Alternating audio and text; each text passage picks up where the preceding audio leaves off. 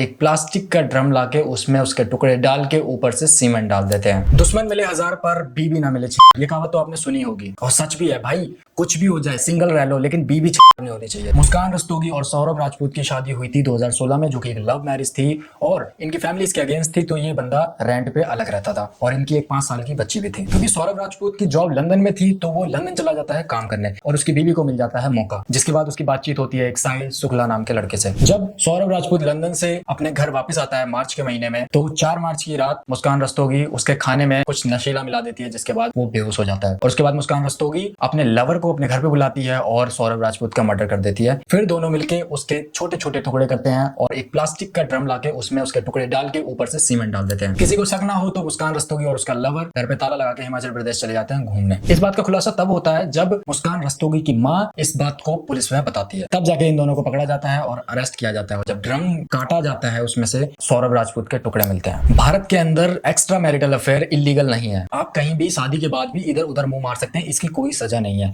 और इसी कारण कई आदमी सुसाइड करते हैं, कई औरतों की जाने जाती हैं और कई पतियों के भी मर्डर होते हैं। क्योंकि आदमी का चक्कर चलता है किसी औरत के साथ तो वो अपनी पत्नी का मर्डर करवा देता है या कर देता है, और कहीं किसी की औरत का चक्कर चल रहा होता है बाहर किसी आदमी के साथ तो वो अपने पति का अपने लवर के साथ मिलकर मर्डर करा देती है। और सेम यही केस था। तो ऐसे मामले आना तो लाजमी है।